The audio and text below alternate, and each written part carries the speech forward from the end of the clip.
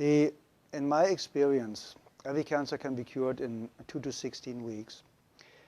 Some cancers can be cured in minutes because every doctor in the world that's in office for 20 years or longer knows cases of spontaneous healing. There's even a book out called Spontaneous Healing by a guy I really don't like, and just stating that there are cases of spontaneous healing. That means if it's possible, we just have to find a way to access this. That's number one. So we all know about these. It also happened very often when people go to Lourdes or to these religious places, and it's not really the place that cures them, it's the expectation and the way to that place that cures them. The second, you get rid of acidosis and toxemia. The second, the body gets alkaline and oxygen rich. With juicing a lot of greens like chlorophylls, everything that's green has a lot of chlorophyll, gives the body a lot of oxygen. Getting your body alkaline with good calcium, with good nutrition, with good trace supplements, trace minerals, will help to alkalize the body. So that means the second you are alkaline, the cancer already stops. It can take a couple of days, a couple of weeks, but it stops. You get the body to a healing pH level, which the pH scale goes from 0 to 14, so 7 is neutral, and you need to be slightly alkaline. 7.36 is ideal. But in the healing phase, you should go up to 7.5. It's a little bit over-alkalizing the system. A great friend of mine, Dr. Martin in Germany, is using oxygen more step therapy, for example, where you take the blood out, you get ionized oxygen and you lead the blood back in, and you do this 12 times and you have basically brand new blood like a newborn baby. So you already eliminated the lack of oxygen. You see the blood coming out looks like black. They put the oxygen in and it becomes pink. And it's like legal doping. You get it and you feel so energized and you're so vital.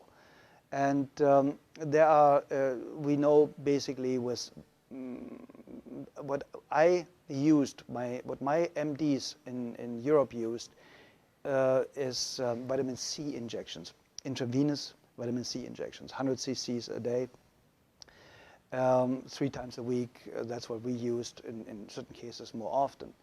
And very often, believe it or not, in my personal experience, the tumors or the cancerous growth was basically gone within a couple of days.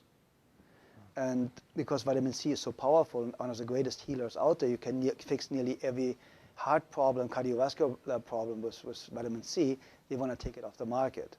So it's going to become a prescription medication, and then it's synthetic and will not work anymore, like vitamin E.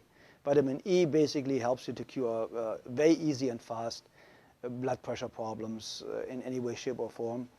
That's why they made a study with artificially created vitamin E, chemical created vitamin E, said, see, it doesn't work. No, of course not. Chemicals don't work. Nature works. If nature creates a problem, nature creates a solution. Very simple and easy. If it didn't exist 100 years ago, you don't need it today. It's very, very simple. And when you want to help somebody to educate themselves, to eliminate his or her own cancer really, really fast, I would basically start instantly with a vegan diet or with a raw food diet. My friend Paul Nissan is one of the greatest raw food chefs. He has fantastic books out there about raw food, so it's accessible for a couple of bucks, how to do it. He has free videos all over his website. And I would go instantly on a raw food diet. I would go make sure, if I don't have a very rare kidney disease, to drink a gallon of water a day with half a teaspoon of sea salt in it a day, because we need salt for every body function. We need electricity. And this electricity can only be produced with enough salt, basically.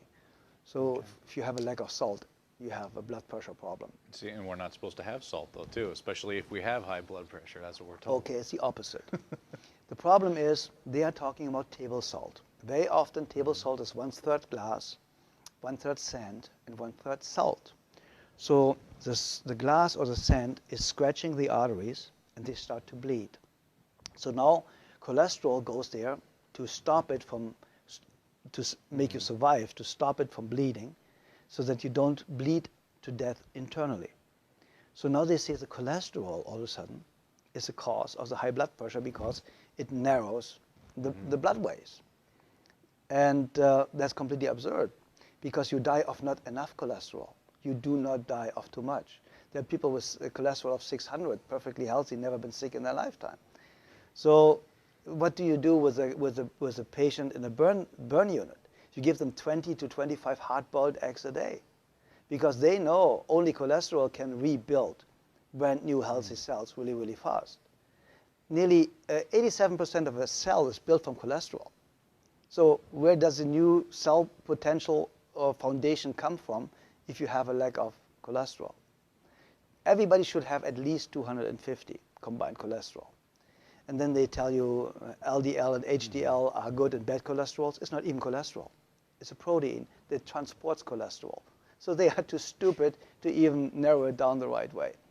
So if you look at the facts and if you look what they know and what they don't know, you know that Dr. Gary Null stated it, and a lot of other people. The medical profession, the medical doctor statistically has the shortest lifespan of 56 years of age, the highest abuse rate of alcohol and drugs, the highest suicide rate, only the psychiatrist is higher. And so you go to somebody that has the lowest lifespan, highest suicide rate, highest drug abuse rate, to ask them how to have a healthy, happy, long life. Yeah. I think we should rethink our way of